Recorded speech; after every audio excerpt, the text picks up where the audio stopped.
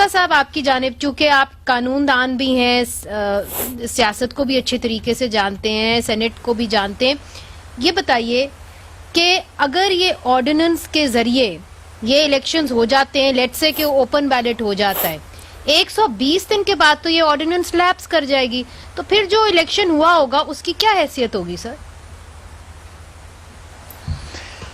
دیکھیں، پہلے تو یہ خاطر جمع رکھیں، یہ کنڈیشنل ہے آرڈیننس، یہ انہوں نے خود مشروط کر دیا ہے سپریم کورٹ کے فیصلے کے ساتھ. جی سپریم کورٹ نے اب فیصلہ دینا ہے کہ آرٹیکل 226 کا اطلاق اس پر ہوتا ہے، کیونکہ ان کی حکومت کی تشریح یہ ہے کہ all elections under the constitution shall be held by secret ballot except that of the prime minister and chief minister. یعنی تمام وہ الیکشن جو آئین کے تحت ہیں وہ خفیہ رائے شماری سے ہوں گے، ماں سوا پرائم منسٹر اور چیف منسٹر.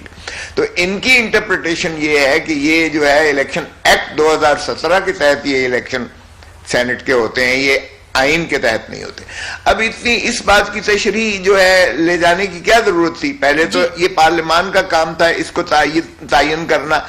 انہوں نے پارلیمان کو بالکل بے توقیر کر کے رکھ دیا ہے. یہ 2.5-3 سال جو کچھ انہوں نے کیا ہے، یہ پارلیمان کو تو انہوں نے بالکل ربر سٹیمپ ان کو ڈسٹ بن میں پھینک دیا ہے. یا آرڈیننسز کے ذریعے حکومت چلا رہے ہیں اور یہ خیر سے سپریم کورٹ چلے گئے. اچھا، پھر اس پر بھی اکتفا نہیں کیا کہ سپریم کورٹ کا انتظار ہی کر لیں کہ سپریم کورٹ کیا دیتی ہے. حالانکہ آئین کی شک بڑی واضح ہے، آئین ہی کے اندر جو ہے سینٹ کے متعین کیے گئے ہیں، اس کے جو حصص کیے گئے ہیں ہر صوبے کے، فیڈرل کیپٹل کے اور فاٹا کے سیٹوں کا تعین کیا گیا ہے، مائنورٹیز وغیرہ سارا اس میں دیا گیا ہے. تو یہ آئین کے تحت ہی ہونے ہیں. 226 بڑا واضح ہے. ہماری نظر میں یہ سپریم کورٹ سے بالکل ان کو بالکل انکار ملے گا، کیونکہ آرٹیکل 226 نہ سپریم کورٹ ترمیم نہیں کر سکتی، نہ آئین میں ترمیم کر سکتی ہے سپریم کورٹ، نہ قانون میں ترمیم کر سکتی ہے سپریم کورٹ. سپریم کورٹ صرف یہ رائے کے لیے گئے ہیں. اس سے بڑا مذاق کیا ہو سکتا ہے؟